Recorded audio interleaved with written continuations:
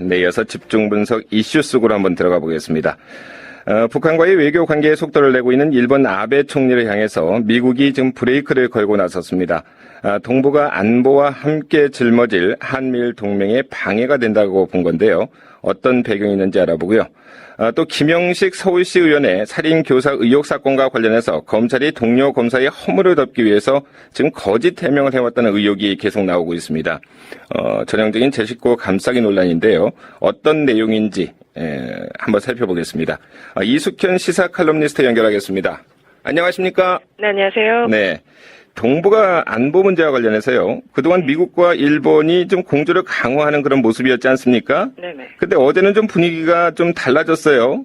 네. 네. 이게 어떤 내용인가요? 네, 일본 아베 내각의 집단적 자위권 추진을 공개적으로 지지하는 등 그동안 미국 정부는요, 일본과 안보 혹은 또 군사 문제에 대해서는 이른바 찰떡궁합을 유지하는 그런 모습이었습니다. 하지만 이런 미국도 북한 문제만큼은 좀 양보를 하기가 좀 어려웠던 것 같습니다.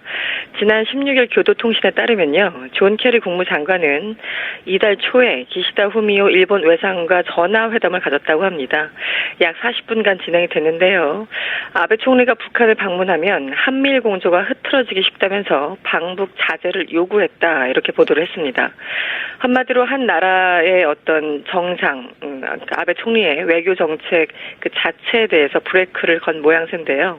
그 내용의 옳고 그름을 떠나서 일본 정부로서는 상당히 자존심 상한 일이 아닐까 싶습니다. 네, 그러니까 간단히 말하면은 미국은 사전에 충분한 협의를 하고 가라. 네네네. 이렇게 한 것 같은데요. 그렇죠. 실제 어떤 요구를 그럼 하고 있는 겁니까? 말이야 점잖지만 쉽게 말하면 허락받고 가라는 거죠. 이 교도통신 내용을 조금 더 전해드리겠습니다. 이 케리 장관은요, 일본만 앞서 나가는 것은 보기 좋지 않다, 이렇게 주장을 했고요. 네. 일본 총리가 북한을 방문할 경우에는 방문 직전에 간다, 이렇게 우리한테 통보하는 게 아니라 가기 전에 우리와 충분히 협의하길 바란다, 이렇게 구체적으로 요구를 했다고 합니다. 네. 앞서서 기시다 외상은요, 지난 6월이었습니다. 일본이 납치 문제 해결에 대한 선택지의 하나로 아베 총리의 방북을 시사한 바 있는데요. 미국은 이쯤에서 브레이크를 걸지 않으면 정상회담까지 갈 것이다, 이렇게 우려를 한 것 같습니다. 네. 실제 아시다시피 지난 2002년에 고이즈미 전 총리가 평양을 전격적으로 방문한 바 있기 때문에요. 미국으로서는 이른바 사전 단속에 나선 것 같습니다. 네.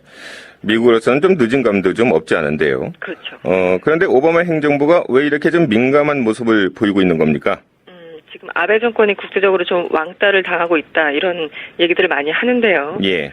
이런 가운데 일종의 돌파구를 북한에서 찾으려 한다, 이런 분석이 많이 따르고 있습니다. 이런 맥락에서 본다면 아베 총리의 방북이 이제 만약에 현실화된다면 일이 그렇게 간단치는 않을 것 같습니다. 이미 일본은 그동안 독자적으로 취해왔던 대북 경제 제재를 일부 해제한 바 있고요. 향후에 일본인 납치자 문제를 고리로 더 많은 유화적인 움직임을 상정해 볼 수 있을 겁니다.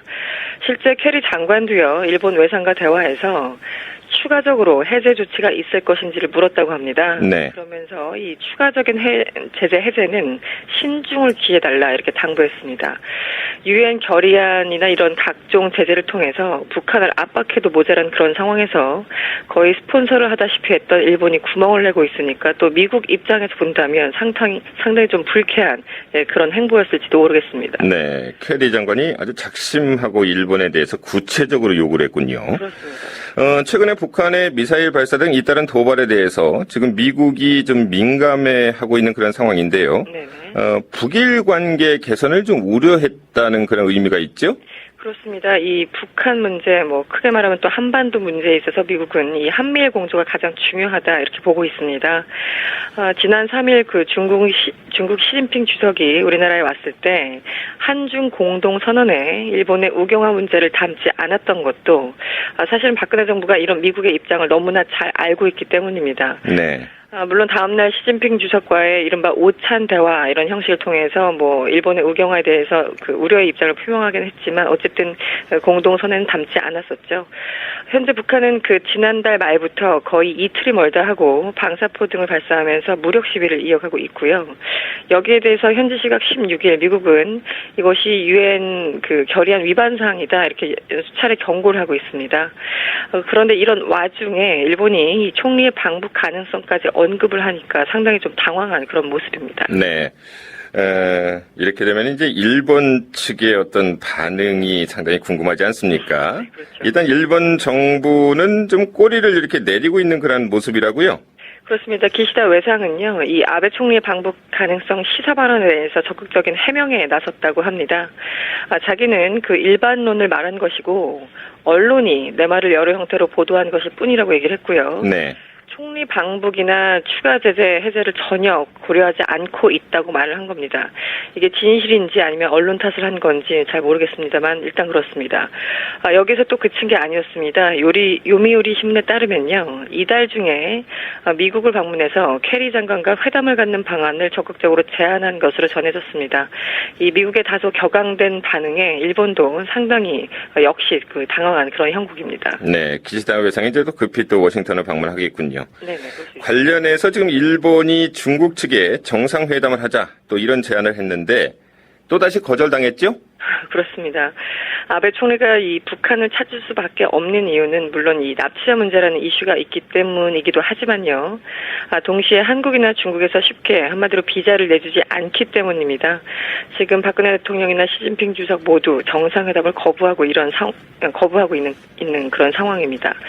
아베 총리는 최근에도요. 이 중일 정상회담을 요청을 했습니다. 오는 11월에 베이징에서 열리는 아펙에서 정상회담을 갖자 뭐 이런 요청을 한 건데요. 관련해서 친강 외교부 대변인이 브리핑하셨습니다. 우리는 이미 양국 정상회담에 대해서 여러 번 입장을 표명했다면서 현재 중국에서 비성무료라는 말이 유행한다 이렇게 일갈을 했습니다. 비성무료 이게 무슨 뜻인가 봤더니요. 장난사절이라고 합니다. 장난사절이요? 네. 네. 외교적인 관계에서 이런 용어까지 동원이 되는군요. 그렇죠. 이 네. 정상회담을 제안했더니 뭐 장난 그만해라 이랬다고 하는 거니까요. 네네. 참 이 양국 관계 어떤 건지 확인해 볼 수 있는 겁니다. 그렇습니다. 아주 네네. 양국 관계의 현 주소가 지금 나타난 그런 한자성어가 좀 아닌가 그런 생각이 드는데요. 네. 화제를 좀 바꿔보겠습니다. 네네. 그 김영식 서울시의원의 살인교사 의혹 사건이 지금 생각하지 못한 방향으로 흘러가고 있지요. 네네. 네, 숨진 송모 씨의 장부에 지금 검사의 이름이 나왔는데 검찰 측이 이를 은폐하려 했다. 이런 의혹이 또 일고 있어요. 그렇습니다. 이 살인교사 사건이요. 정관계 로비 의혹으로 번지고 있습니다. 이런 가운데 또 검찰은 제 식구 감싸기를 했다. 이런 논란을 다시 한번 불러일으키고 있는 그런 상황입니다. 보도를 종합해보면은 상황은 이렇습니다. 이 숨진 송 씨는 매일마다 그 매일 기록부라는 장부를 꼼꼼하게 적었다고 합니다. 여기에 정치인과 공무원, 검사 이름이 등장을 했는데요. 검찰 측은 처음에 그 여기에 등장하는 A 검사가 이름이 한 차례 등장했고 또 200만 원을 받은 것으로 이렇게 기록됐다고 했다가 나중에 300만 원으로 정정을 했습니다.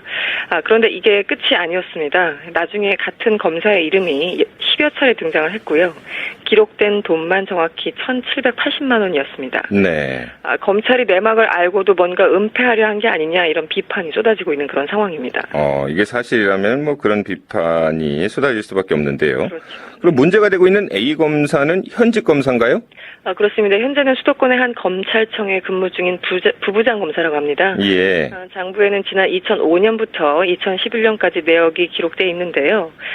해당 검사는 2000년대 초반 그 숨진 송 씨의 사업체가 있는 지역을 관할하는 서울 남부지검에서 근무를 했었다고 합니다. 네, 그러니까 처음에 200만 원으로 시작을 해서 지금은 뭐 2천만 원에 가까운 액수까지 이제 늘어났다는 거 아니겠습니까? 네. 검찰 측은 어떻게 지금 해명을 하고 있는지요? 15일날 긴급하게 브리핑을 가졌는데요. 이런 설명입니다. 이 경찰이 매일 기록부를 검찰에 제출하기 전날 송 씨 아들이 가져가서 일부 내용을 지웠고요. 또 이른바 뒤에 붙어있던 별지를 떼어놨기 때문이다. 이렇게 설명을 했습니다. 일부 이름들이 수정액으로 지워져 있었고 게다가 일부 자료가 없어진 상태였기 때문에 검찰 본인들은 알 수 없었다. 이런 주장을 하는 겁니다. 그런데 정말 몰랐을까? 이 수정액으로 지워져 있었는데 의심하지 않았을까? 뭐 이런 지적이 사실상 나오고 있는 겁니다. 이렇기 때문에 검찰이 나름 노력을 했지만 이런 해명이 전혀 설득이 안 되는 그런 분위기이기도 합니다. 이 동시에요. 이 경찰은 애초부터 사본을 미리 확보해서 그 내용을 알고 있으면서도 이 상황을 좀 즐긴 것이 아니냐 이런 의혹도 같이 나오고 있습니다. 이 때문에 이 사건이 또다시 검경 갈등의 단초를 제공하고 있다 이런 지적이 나오는데요. 한마디로 배가 산으로 가고 있는 그런 형국입니다. 네. 경찰은 사본을 미리 확보하고 공개하지 않았고 네. 이 상황을 즐겼다. 이해가 가지 않는데요. 네, 검경 갈등, 새로운 어떤 또 단초가 제공되고 있다 이런 지적. 네네. 배가 산으로 가고 있는 형국이다. 논란이 지금 커지자 김진태 검찰총장이 수사를 이렇게 지시한 그런 상태죠? 그렇습니다. 일단 지시는 했습니다. 지난 15일에요. 이 김진태 검찰총장은 의혹이 계속 증폭되자 좀 가만히 있기가 좀 낯뜨거웠나 봅니다. 문제의 부부장 검사에 대해서 수사를 지시했고요. 해당 검사는 현재 직무 배제 조치가 내려진 그런 상황입니다. 대검찰청 감찰본부는요, 이 본격적인 수사에 착수했다 어저께 밝혔는데요. 실제 금품 수수 사실이 있는지 혹은 여기 대가성이 있었는지가 핵심 쟁점으로 보입니다. 그런데 시장만 이렇게 요란하고 아무 일도 없었다는 듯이 끝난 일이 참 많았습니다. 그동안요. 네. 그래서 이번 사건만 해도 그 수정액으로 지운 검사 이름이 애초에 안 보였다고 설명을 했는데요. 이 때문에 벌써부터 형식적인 수사에 그칠 거다 이런 전망이 우세한 것 같습니다. 네. 제 식구 감싸기, 솜방망이 처벌. 네. 떠오르는 두 가지 단어입니다. 그렇죠. 핵심 단어죠. 네. 오늘 여기까지 하겠습니다. 말씀 잘 들었습니다. 고맙습니다. 네, 집중 분석 이슈 속으로 한번 들어가 봤고요. 분석의 또 이숙현 시사 칼럼니스트였습니다.